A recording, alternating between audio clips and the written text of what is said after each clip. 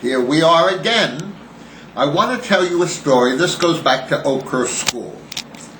We were planning a 5th grade trip to Alair State Park, and we were going to sleep overnight.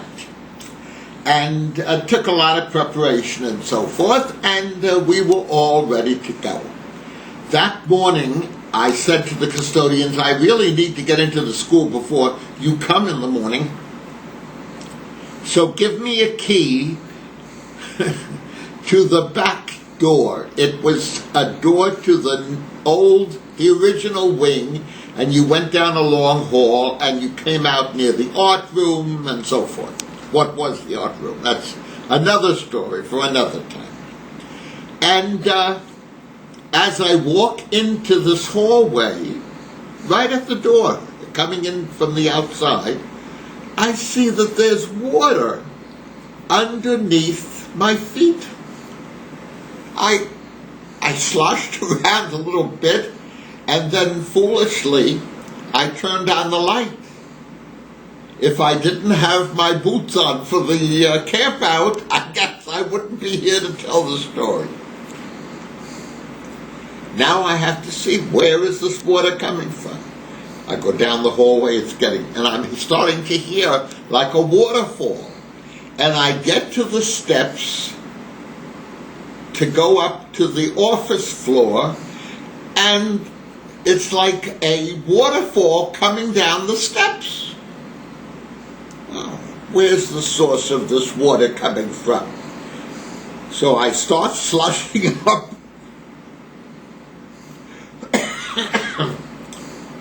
the steps. I go up the floor, Mrs. Schlag's classroom. I forget who was opposite her, but that floor on that side was 100% humidity. The paper, the desks, the chairs, everything was soaking wet.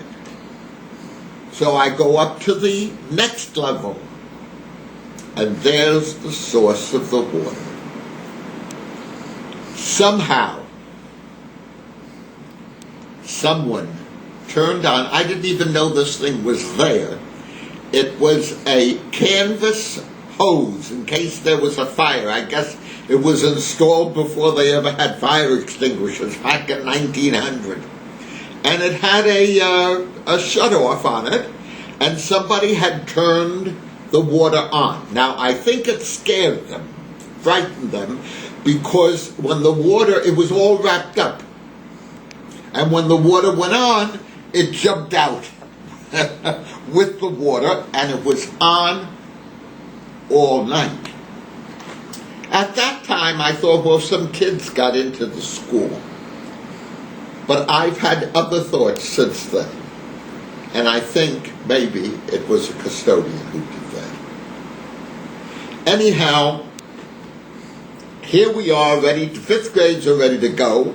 The 4th grades and 3rd grades couldn't possibly have school because everything was wet. I called around who I had to call. The custodians came, the fire department came, the police came, everybody came, and we sent, I guess we had to call all the parents, we sent the kids on the 2 lower floors home. The new wing was fine, and the 5th grades were upstairs, and they were going on the trip. Oh, the 5th grades were taken care of. The 3rd and 4th grades were sent home, and the kids in the new wing had school. I said to Mr. Mann, the superintendent, do you see any reason why I shouldn't take the 5th graders? They can't go up into their room. No, he said, you go ahead as you planned. Well, the president of the school board came over to look at this disaster after I had gone with the 5th graders on the bus, and he announced, Vineburg left a sinking ship. He was serious. I don't know what he expected me to do. We brought all the custodians from the other schools over, and we were all mopped up, and by the time we got back the next day, everything was back to normal. Except the PTA decided, you know what? Maybe it weakened the support of the old Oakhurst School. Remember, this was 1970. It was over 70 years old. So they went to a board meeting and demanded that they have it studied. Now, an architect again came to the school, looked all around, and then there was an attic. There was an attic in the original portion of the building, and you got into the attic up a few steps. Then there was a door. It had glass windows in it, covered with a curtain or something. And when I got to Oakhurst School and saw that, I had them put a headcloth on it, because I didn't want any of the children to go up there. There were pigeons up there, it was dirty and so forth. Well, the man comes, the architect wanted to go upstairs to see the attic, went upstairs to see the attic.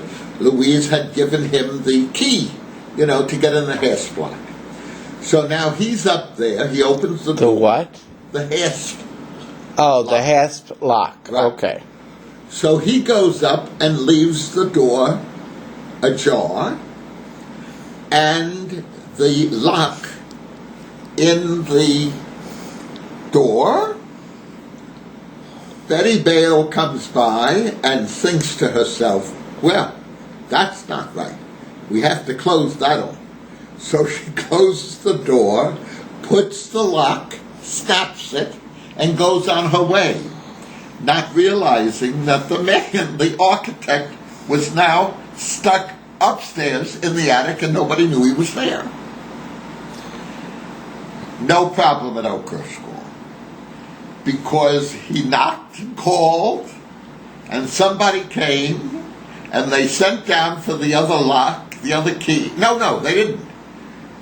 There was a hole in the wall between the attic and the steps, and so we handed the key, he handed the key outside to me, and I unlocked the hasp, and he got out.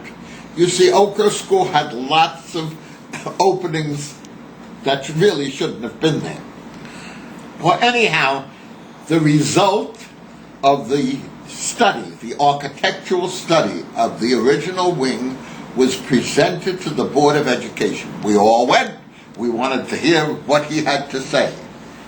His decision was, not only didn't the water do anything to harm the structure of the school, it provided the dried out timbers with new moisture.